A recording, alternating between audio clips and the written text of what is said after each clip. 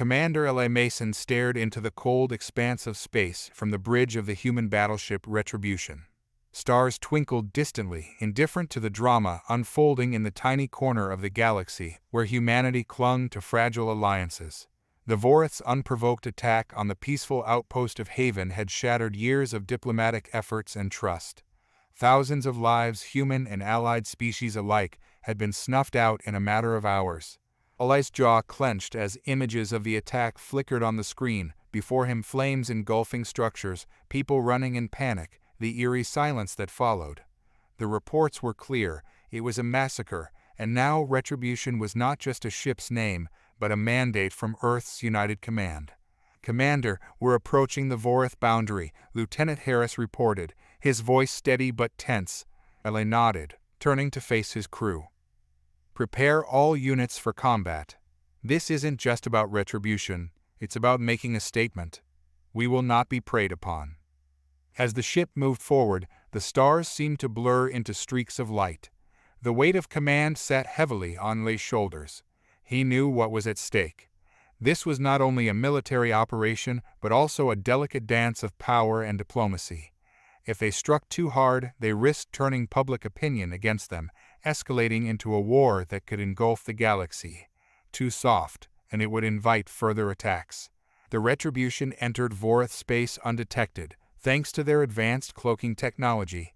The target was a military outpost on the border planet of Crexus, which intelligence suggested was involved in the Haven attack. As they orbited the planet, Eli felt a cold fury building within him.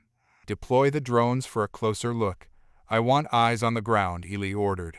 The drones whizzed away, disappearing into the planet's atmosphere. Minutes later, the drone feed displayed on the main screen, showing Voreth military installations bristling with weapons. It was a fortress ready for war. Eli surveyed the images, calculating the risks. "Load the ion cannons. Target their main armory," he commanded, his voice resolute. The crew worked with precision, guided by years of training and the burning need for justice. The ion cannons charged, humming with deadly potential. "Fire on my command," Eli said, watching as the targeting system locked onto the Voreth armory. Just then, a message blinked onto his screen. It was from the Voreth High Command, a plea for parley. Eli paused, his finger hovering over the command button. In the silence of the bridge, every eye was on him, awaiting his decision. This was the moment of truth. Could he afford to show mercy now, after all that had been lost? Eli took a deep breath. "Hold fire. Open a channel to the Voreth. Let's hear what they have to say. But keep our weapons hot. We're not dropping our guard, not yet." As the communication line crackled to life, Eli braced himself. The next few minutes would dictate the course of human-Voreth relations for decades to come. The screen flickered, and a Voreth appeared, its skin a deep shade of blue, eyes large and unblinking. It was Admiral Zerk, a well-known military figure within the Voreth Confederacy. "Commander Mason," Zerk began, his voice filtered through the translator with a metallic edge. "I understand your anger and your right to seek justice. We did not sanction the attack on Haven. It was the act of a rogue faction within our ranks, opposed to peace with humanity." Eli narrowed his eyes, skepticism etching lines across his face. "And why should we believe you, Admiral? Your people killed thousands of innocents." Zerk's gaze held steady. "I offer proof, Commander. We have detained those responsible for orchestrating the attack. We invite you to witness their trial. It is our hope that this will restore the trust that has been lost." The offer took Eli by surprise. It was an unprecedented gesture, but could it be a trap? He weighed his options, the lives of his crew, the potential for a diplomatic solution against his deep-seated need for retribution. "Give me time to consider your offer," Eli replied cautiously. "Of course," Zerk said. "But know this, Commander Mason, we too seek peace, not further bloodshed." The communication ended, leaving a heavy silence on the bridge. Eli turned to his second-in-command, Commander Patel. "What's your read on this?" Patel shrugged slightly. "It could be a genuine offer, or it could be a delay tactic. We need more intelligence before we can decide." Eli nodded. "Agreed. Let's send a covert team to Crexus. They'll gather intelligence and verify Zarek's claims. In the meantime, we hold our position. The preparations were swift. A small, elite team dressed in stealth suits was dispatched to the planet's surface. Their mission was to infiltrate the Voreth military compound and confirm whether the rogue faction truly existed and if they were indeed in custody. As the team departed, Eli felt the familiar stirrings of battle tension ease into the background, replaced by a cautious hope. He knew the stakes were high not just for his ship and crew, but for the broader implications of human-galactic relations. If this could be resolved diplomatically, countless lives could be spared from the horrors of war. Hours passed as they awaited the return of the covert team. Finally, the call came. "Commander, this is Team Alpha. We've confirmed the Admiral's claims. The insurgents are detained here, and there's substantial unrest among the Voreth about their actions." Relief washed over Eli, mixed with a new surge of complexity. If Zarek was telling the truth, this changed everything. It meant navigating a political minefield, but it also meant a chance for a peaceful resolution. "Prepare for my departure," Eli instructed Patel. "I'm going to Crexus. If we're to avoid war, it's up to us to secure this peace." As the shuttle prepared for descent, Eli looked out over Crexus, its surface marked by craters and canyons, a rugged planet at the edge of a potential breakthrough or breakdown. He checked his weapons and his resolve. Peace was the goal, but he was ready to fight if it came to that. The shuttle descended through the turbulent atmosphere of Crexus, buffeted by winds that howled like ancient spirits against the hull. As Eli stepped out onto the rocky, windswept surface, he was greeted by a contingent of Voreth soldiers, their weapons holstered, a tentative but clear sign of goodwill. Admiral Zarek awaited him at the entrance of the sprawling military compound, his expression solemn. "Commander Mason, thank you for accepting our invitation. Follow me, please." The interior of the compound was stark, utilitarian, with corridors that echoed with the soft clank of their boots. Eli observed every detail, his strategic mind cataloging escape routes and potential threats. They arrived at a secured area where the alleged insurgents were being held. Behind a reinforced glass, a group of Voreth, distinct in their darker, almost black skin, sat in quiet defiance. Their leader, a tall figure with scars crisscrossing his face, met Eli's gaze without flinching.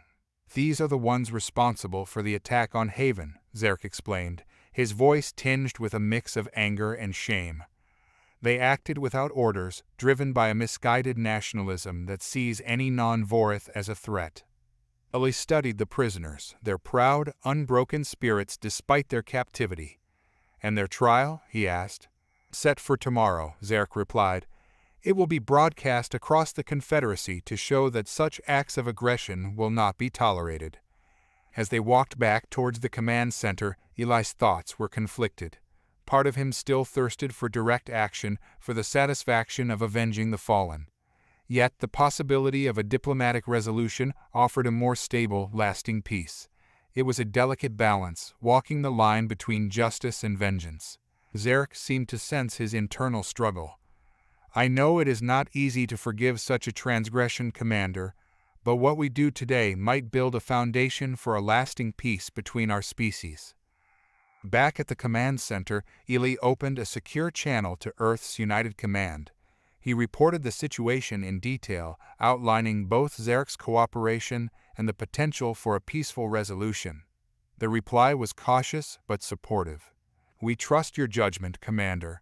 Proceed with the negotiations but remain vigilant. We cannot afford a mistake." That night, Eli couldn't sleep. The faces of the lost from Haven haunted him: families, friends, children. Their memories were a heavy weight, yet they also bestowed a clear sense of duty. He wasn't just avenging them, he was also protecting future generations from the horrors of war. The next day, the trial was a solemn affair. Broadcasted live, it was watched by millions across the galaxy. The insurgents were given a chance to speak, and their leader, with fiery eyes, spoke of fear and pride, of a Voreth future he believed was under threat from external influences. Eli listened, understanding the fear but condemning the act. After the trial, as the guilty were led away, Zarek approached him. "What now, Commander Mason?" Eli looked back at the Voreth leader, his decision clear. We work together, not just to prevent further attacks, but to understand each other better. We build trust, Admiral Zarek, not through fear, but through cooperation and mutual respect." The agreement that followed was detailed and robust, involving joint patrols, shared intelligence, and cultural exchanges. As Eli boarded his shuttle to return to the Retribution, he felt a cautious optimism. They had averted war today, but the true challenge lay in maintaining the peace they had so fragilely stitched together. The journey back to the Retribution was filled with reflective silence for Eli. As the shuttle docked and he stepped back onto his ship, he was met with the respectful salutes of his crew, each member echoing the relief and tentative hope that permeated the air. Eli returned their salutes, his mind already racing ahead to the challenges and responsibilities of the new peace accord. "Commander, welcome back," Commander Patel greeted him warmly, sensing the subtle shift in Eli's demeanor. "The crew is ready for debriefing whenever you are." "Let's get to it," Eli replied, stepping briskly toward the briefing room. As he outlined the details of the agreement with the Voreth and the plans for moving forward, Eli could see the mixture of relief and skepticism on the faces of his crew. He understood their feelings well. Only time would prove the strength of the newfound peace. "Any sign of further trouble from Voreth space?" Eli asked once the briefing concluded. "No, Commander. It's been quiet," Patel reported. "It seems they're taking this agreement seriously." "That's good to hear," Eli said, though his experienced mind remained alert to any possibility. In the weeks that followed, the Retribution remained stationed at the edge of Voreth territory, a silent guardian, while diplomatic activities flourished. Joint patrols between human and Voreth ships began initially tense, but gradually finding a rhythm of grudging respect. Eli often joined these patrols, not only to oversee their progress, but to build a personal rapport with the Voreth commanders. It was during one such patrol that he met Commander Scylla, a formidable Voreth with a keen mind and a sharp wit. "Commander Mason, I've heard much about you," Scylla said as they walked through the corridors of her ship. "And you," Eli responded, gauging the Voreth commander's demeanor. "I trust we can work together effectively." "That is my hope as well," Scylla replied. "There are many among my people who are skeptical of this peace, just as there are among yours." Their conversations, initially stiff and formal, gradually became more candid, delving into tactics, philosophies, and even personal histories. Scylla spoke of her upbringing on a border world, of the pride and fear that drove much of her people's actions. Eli listened, understanding more with each word, how deeply ingrained the sentiments were on both sides. It reminded him of the delicate balance they had to maintain to ensure this peace was more than a temporary truce. Meanwhile, cultural exchanges began to take shape. Human and Voreth delegations visited each other's territories, learning about different histories, arts, and sciences. Eli watched young officers from both sides interact, seeing the initial wariness give way to curiosity and even camaraderie. However, the road to peace was not without its bumps. Reports came of a fringe group of humans calling for the abandonment of the peace talks, claiming that the Voreth could never be trusted. Similarly, there were factions within the Voreth who tested the boundaries of the treaty, driven by old fears and prejudices. Eli faced these challenges head-on, addressing each incident with a firm hand and a focus on dialogue. He worked closely with Voreth leaders, including Scylla, to manage the crises, proving that cooperation was not only possible but essential. As months turned into a year, the foundations of the treaty strengthened, marked by significant milestones, joint ventures in technology and defense, and the inauguration of a mixed-species educational institution on a neutral planet. Standing at the podium during the institution's opening ceremony, Eli looked out over the crowd, a mix of humans and Voreth, among others, all united by a common goal of peace. "This is a testament to what we can achieve when we choose to build rather than destroy," Eli addressed the gathering, his voice resonant with the weight of their achievements. "Let this be a beacon for our future." As applause echoed through the hall, Eli felt a surge of pride mixed with the perpetual caution of a commander. The path of peace was ever winding, but for now it led forward. Over the next few years, the stability between human and Voreth territories became a beacon of potential for interstellar relations. The peace was hard-won and harder kept, with continuous efforts on both sides to bridge cultural and historical gaps. Eli's role evolved from that of a military commander to a diplomatic figure, a symbol of the commitment to peace. During one of the routine diplomatic summits held on the neutral world of Zephyria, Eli met with leaders from various species, including the Voreth.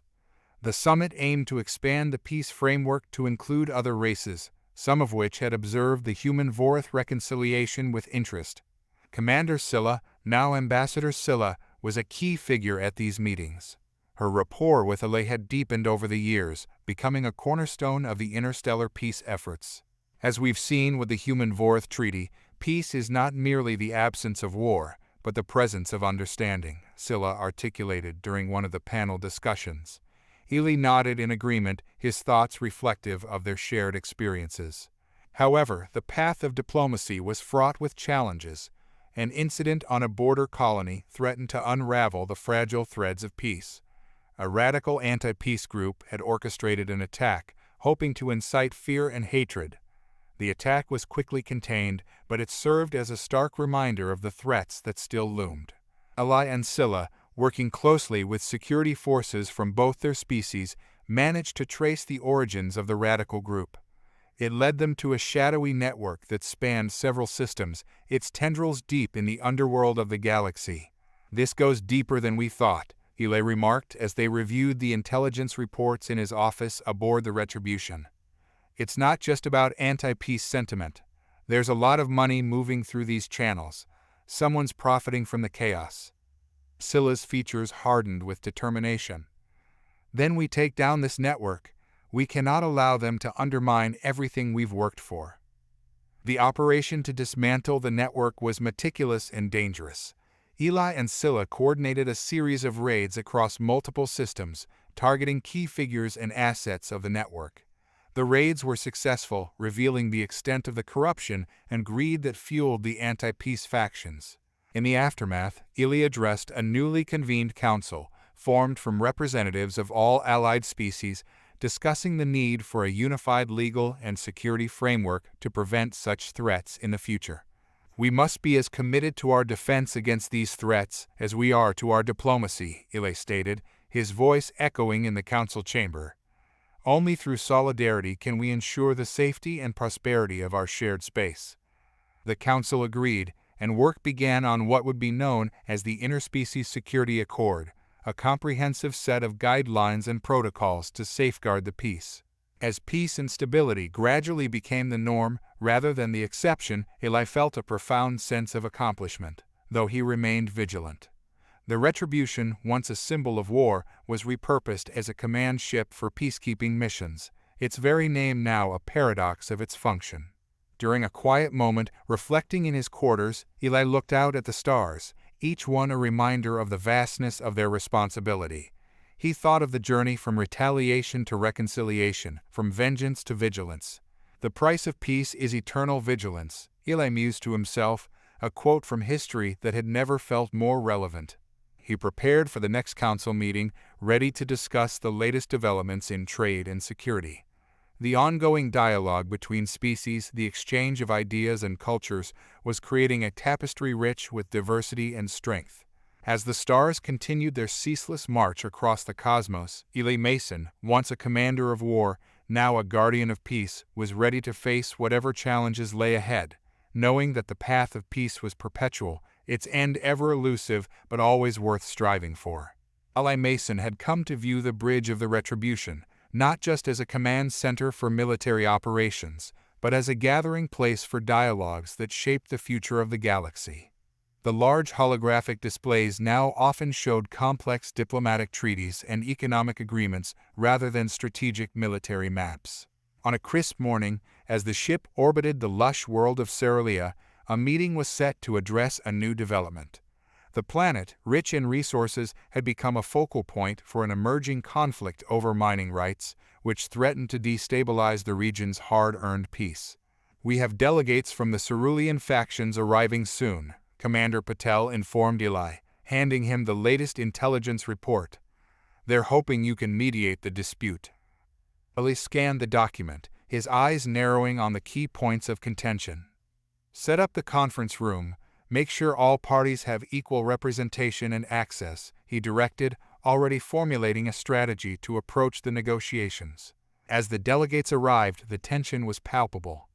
Each faction was keen on exploiting Ceralia's resources, but Eli knew the planet's ecological balance and the broader regional stability were at stake.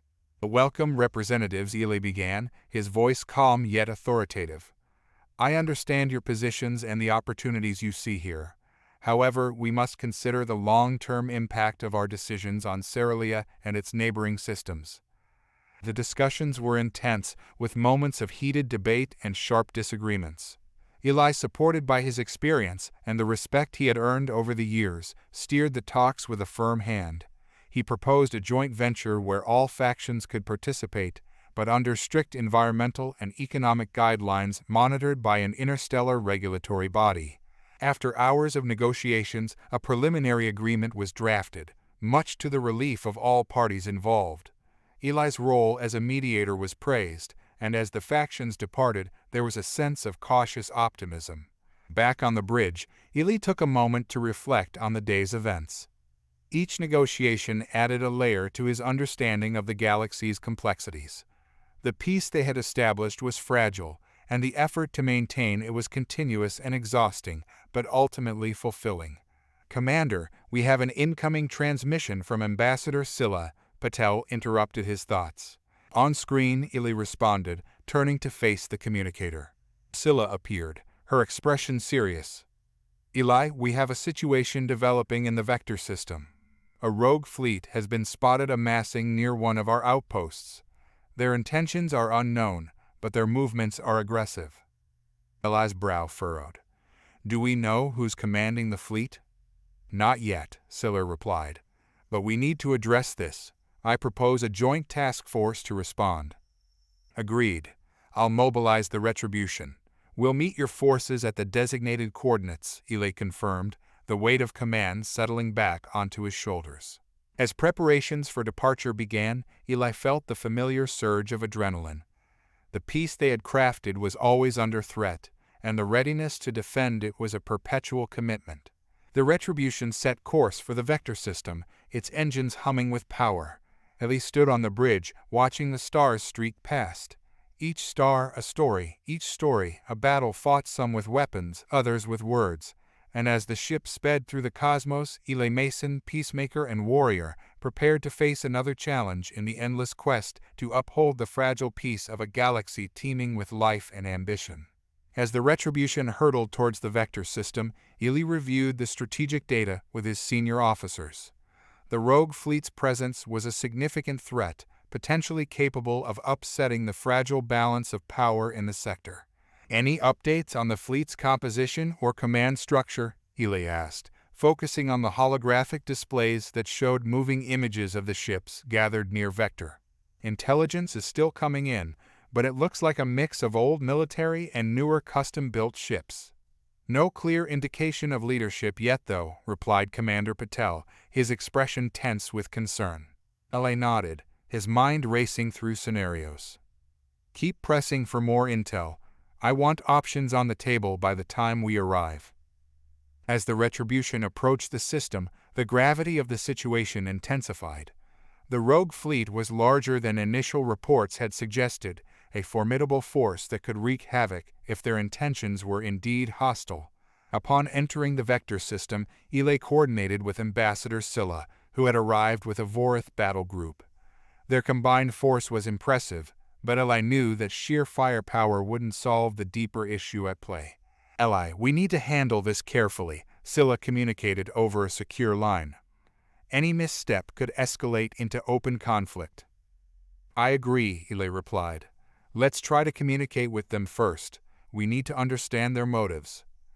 The attempt to hail the rogue fleet initially met with silence. Tension mounted on the bridge as minutes stretched into hours. Finally, a response came through a gruff voice, distorted by static. "This is Commander Krell of the Freebound Fleet. We seek no conflict, but we will defend our right to exist, free from the control of any government." Eli and Scylla exchanged a glance through the viewscreen, a mutual understanding passing between them. "We recognize your concerns, Commander Krell," Eli responded. "We propose a meeting to discuss your grievances and find a peaceful resolution." After a tense pause, Krell agreed. The meeting was arranged on a neutral space station, a place of commerce and diplomacy. Eli led the delegation with Scylla by his side, both aware of the potential dangers. Armed escorts were inevitable, but both parties agreed to limit their numbers to show a gesture of good faith. Commander Krell turned out to be a rugged figure, his uniform a patchwork of different affiliations, symbols of his fleet's diverse origins. The negotiations were arduous, with Krell expressing deep-seated mistrust towards any form of centralized authority. Eli listened intently, empathizing with many of the grievances but firm on the need for stability. "We're not here to force you into submission, Krell. We're here to offer a partnership that respects your autonomy while ensuring the safety of the broader community." Hours of dialogue eventually led to a breakthrough.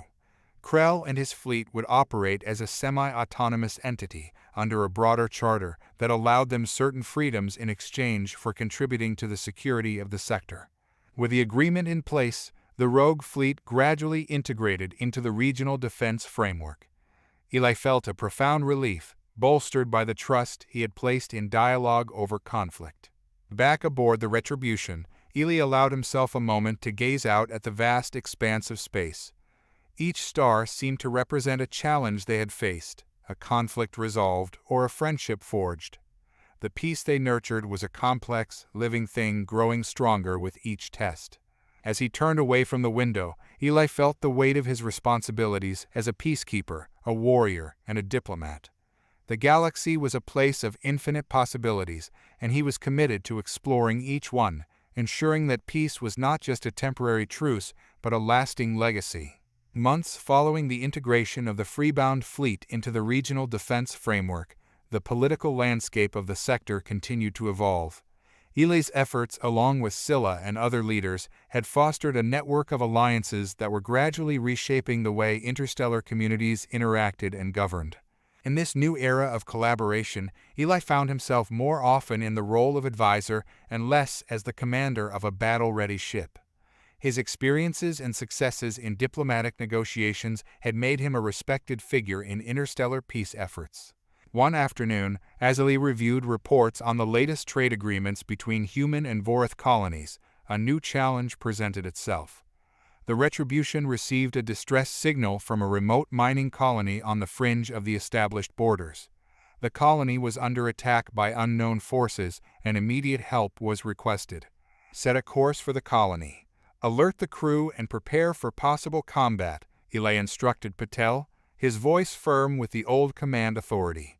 As the Retribution sped through space, Eli pondered the fragile nature of peace.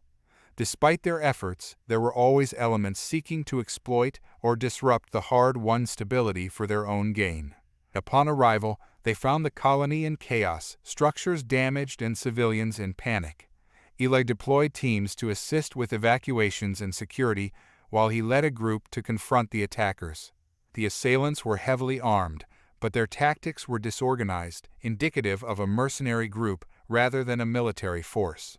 Eli and his team engaged the mercenaries, a fierce skirmish unfolding amidst the mining rigs.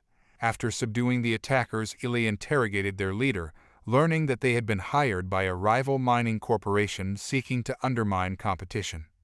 This revelation pointed to a larger problem of corporate espionage and sabotage that threatened not just economic stability, but also the peace of entire regions. Eli reported the incident to the Interstellar Council, proposing stricter regulations on corporate activities and enhanced security measures for outlying colonies. His proposal was met with broad agreement, leading to the establishment of a new oversight committee tasked with monitoring corporate actions across systems. As peace and stability were being tested by corporate greed, Eli's role evolved once again. He found himself at the forefront of shaping policy and enforcement strategies to protect the interests of common citizens against powerful conglomerates. Months turned into years, and the galaxy continued its endless dance of progress and challenge. The Retribution, once a symbol of war, had become a beacon of peacekeeping and diplomatic missions, its journey reflecting the changing dynamics of a galaxy in flux. Eli often stood on the bridge, looking out at the stars, each light a reminder of the ongoing struggle between chaos and order. He knew that his efforts, while significant, were just a part of a larger tapestry woven by countless individuals across the galaxy striving for peace and justice. Reflecting on his journey, Eli understood that peace was not a destination, but a continuous journey, one that required vigilance, courage, and most importantly, cooperation. He was ready to meet each new challenge, knowing that each was an opportunity to strengthen the bonds between stars, systems, and species. With the Retribution charting a course toward the next diplomatic mission, Eli Mason, once a warrior, now a peacemaker, continued his voyage across the cosmic sea, navigating the turbulent waters of politics and power, forever committed to the cause of peace. Eli's responsibilities and the scope of his influence continued to grow as the galaxy's political landscape evolved. The peace he helped to broker and maintain was not just a series of agreements, but a dynamic living system that required constant nurturing and adaptation. One day, while reviewing the deployment of humanitarian aid to a recently colonized planet suffering from unexpected ecological disruptions, Eli received an urgent communication from Scylla. Tensions had escalated in a distant quadrant where a newly discovered sentient species, the Tarn, had come into conflict with human settlers over land and resource rights. "We need your expertise, Eli." Scylla's voice was tense over the communicator. "This situation could easily spiral out of control." "I'll be there as soon as I can," Eli responded, already gathering his diplomatic team. The journey to the Tarn's region was tense, with reports of minor skirmishes and protests growing with each passing day. Upon arrival, Eli and Scylla convened a meeting with Tarn leaders and human representatives. The Tarn, with their intricate exoskeletons and nuanced expressions, conveyed a mix of curiosity and distrust towards the human delegates. Eli listened intently, offering no immediate solutions, but ensuring each side felt heard. "Understanding is the first step towards resolution," he often said, a mantra that had guided many of his successful negotiations.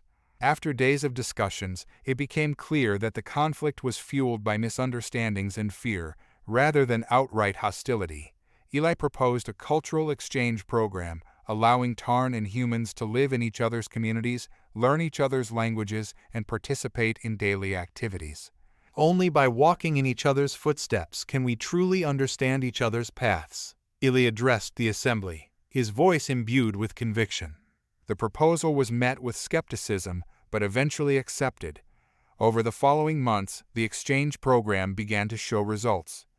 Incidents of violence decreased, and reports of friendships and collaborations started to emerge. Meanwhile, back on the Retribution, Eli was reviewing the galactic trade routes when another challenge arose. A mysterious plague had broken out on several space stations along the main trade routes, threatening countless lives and causing widespread panic. Mobilizing medical teams and quarantining affected areas, Eli worked tirelessly to coordinate a response. He also initiated a scientific task force to study the plague, which was found to be a mutation of a common spaceborne pathogen. Through relentless effort and the application of advanced bioengineering, a cure was developed and distributed across the affected stations, staving off what could have been a devastating epidemic. These crises, though diverse and challenging, underscored the interconnected nature of galactic society under Eli's watchful leadership. Each solution provided a stepping stone to greater understanding and cooperation among the varied species and communities of the galaxy. Eli, older now, with streaks of gray through his hair, stood once again on the bridge of the Retribution. He gazed out at the stars, each one a testament to the trials and triumphs of his career. The galaxy was vast, and its problems were complex, but Eli had learned that most conflicts had common roots: fear, misunderstanding, and the struggle for resources. With each resolution, he saw not just the end of conflict, but the birth of new possibilities for peace and cooperation. His journey had taught him that leadership was not about imposing will, but about fostering understanding and nurturing the potential for harmony. As the Retribution set a course for another diplomatic mission, Eli felt a profound sense of duty and optimism. The universe, with all its chaos and beauty, was a puzzle continuously piecing itself together, and he was grateful to be a part of it, shaping a legacy of peace that he hoped would endure long after his command ended. As the years unfolded, Eli Mason watched the galactic community grow and change under the influence of numerous peace initiatives and collaborative efforts. Despite the inevitable challenges and setbacks, the overarching trajectory leaned towards a more integrated and cooperative galaxy. One crisp morning aboard the Retribution, now stationed near the bustling trade hub of the Andari sector, Eli received an intriguing proposal. A group of Andari scholars renowned for their contributions to astrophysics and quantum mechanics invited him to participate in the inaugural Galactic Knowledge Exchange, a conference designed to foster academic and technological collaboration across different species and cultures. Eager to support initiatives that broadened understanding and cooperation, Eli accepted the invitation. The conference was a vibrant confluence of ideas, featuring panels and discussions on topics ranging from quantum entanglement and cosmic phenomena to sociopolitical structures and peace-building strategies. During a panel discussion on the role of diplomacy in technological advancement, Eli shared insights from his experiences, highlighting how technological exchange had often served as a bridge between disparate cultures. Technology, he noted, is a tool, and like all tools, its impact depends on the hands that wield it. Used wisely, it can build bridges. Used poorly, it can become a barrier. The response was overwhelmingly positive, with many young scholars expressing interest in applying technological solutions to enhance diplomatic ties and promote peace. Inspired by the energy and potential of the conference, Eli proposed the establishment of a permanent interstellar research and diplomacy center, a place where the brightest minds could work together on solving the galaxy's most pressing issues. The proposal was met with enthusiasm, and plans were quickly set into motion to identify a suitable location for the center. Meanwhile, the peace that had been carefully nurtured over the past decades faced a new threat. An aggressive species known as the Krelter, previously isolated from galactic affairs, began expanding their territory, encroaching on neighboring systems and disrupting established trade routes. The situation escalated quickly, with skirmishes breaking out along the borders of Krelter space. Eli, understanding the potential for a full-scale conflict, initiated back-channel communications with the Krelter leaders, seeking to understand their motivations and fears. It became apparent that the Krelters' aggression stemmed from a combination of ecological necessity and political instability within their own society. Their homeworld was suffering from severe environmental degradation, and they saw expansion as essential for their survival. Sympathetic to their plight, but firm in his commitment to regional stability, Eli facilitated negotiations that led to the Krelter joining the Galactic Council. In exchange for halting their military expansion, the Krelter were offered technological and ecological assistance to restore their planet, as well as access to new habitats suitable for their species.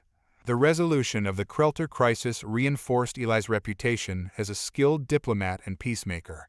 It also highlighted the growing complexity of galactic politics, the interconnectedness of ecological, technological, and political factors in maintaining peace. As Eli stood on the viewing deck of the Retribution, watching the glow of distant stars, he felt a deep connection to the endless dance of the cosmos. The challenges were many, the responsibilities great, but the potential for progress and understanding was boundless. With each passing day, Eli continued to navigate the intricate web of galactic diplomacy, driven by a vision of a unified and peaceful universe. Each success and each setback were steps on the path to this grand vision, and he remained committed to walking it, no matter the obstacles. Eli Mason, once a warrior, now a diplomat and visionary, stood ready to face whatever the future held, his eyes always on the horizon, his heart steadfast in the belief that peace was the most noble of pursuits. As the newly established Interstellar Research and Diplomacy Center neared completion, Eli Mason's role transitioned once again. He was invited to serve as its inaugural director, a position that would leverage his extensive experience in diplomacy and his deep knowledge of galactic affairs. The center, located on the serene planet of Lumara, was designed to be a beacon of cooperation and intellectual exchange. The opening ceremony of the center was a grand affair, attended by delegates and scholars from numerous species and planets. Eli, addressing the gathering, emphasized the importance of shared knowledge and collective action. Here at this center, we will tackle the universe's greatest challenges not as separate factions, but as members of a galactic community, he declared. His speech was met with enthusiastic applause, reflecting the optimism that the center inspired. Under Eli's leadership, the center quickly became a hub of activity. Researchers collaborated on projects ranging from sustainable energy solutions for resource-poor worlds to advanced medical treatments and ecological restoration techniques. The center also hosted diplomatic training programs, where Eli personally mentored a new generation of diplomats in the arts of negotiation and conflict resolution. Meanwhile, the universe continued to present new challenges. A mysterious anomaly was detected in a distant sector, a rift in space-time that threatened to consume nearby systems. The center's scientists teamed up with exploratory fleets to study the anomaly, and Eli found himself coordinating a delicate mission that involved not only scientific investigation, but also negotiations with the species whose territories were threatened. The anomaly turned out to be a natural phenomenon, a collapsing star that had created a temporary rift. Through a combination of advanced technology and collaborative effort, the teams managed to stabilize the region, preventing disaster. The success of the mission was a testament to the power of cooperative problem-solving, reinforcing the center's role as a crucial institution in the galactic community. As peace and prosperity flourished, so did the challenges of maintaining them. Economic disparities between wealthy and poorer systems became more pronounced, leading to tensions and calls for reform. Eli initiated a series of economic summits, bringing together leaders, economists, and policy experts to address these inequalities and find sustainable solutions. One significant initiative that emerged from these summits was the Galactic Development Fund, designed to support underdeveloped regions through investments in infrastructure, education, and technology. Eli worked tirelessly to ensure that the fund was not only well-financed, but also transparently managed to foster trust among all contributing and benefiting parties. As years turned into decades, Eli's legacy grew. The galaxy was not without its conflicts and crises, but the frameworks he had helped establish ensured that solutions were always sought through dialogue and mutual respect. Eli, now an elder statesman with a wealth of experience, often took solitary walks through the gardens of Lumara, reflecting on the winding path of his career. He thought of the battles he had fought, the treaties he had brokered, and the young diplomats he had mentored, who were now out in the galaxy, continuing the work he had begun. Looking up at the stars from Lumara, Eli felt a profound connection to the universe and its endless possibilities. He knew his time at the forefront of galactic affairs would eventually end, but he was content, knowing he had contributed to a legacy of peace and cooperation that would outlast him. As the sun set over Lumara, casting long shadows and painting the sky with hues of orange and purple, Eli Mason, once a commander of a warship, now a pioneer of peace, understood that his journey was part of a larger, ongoing story, a story of a galaxy learning to live together in harmony.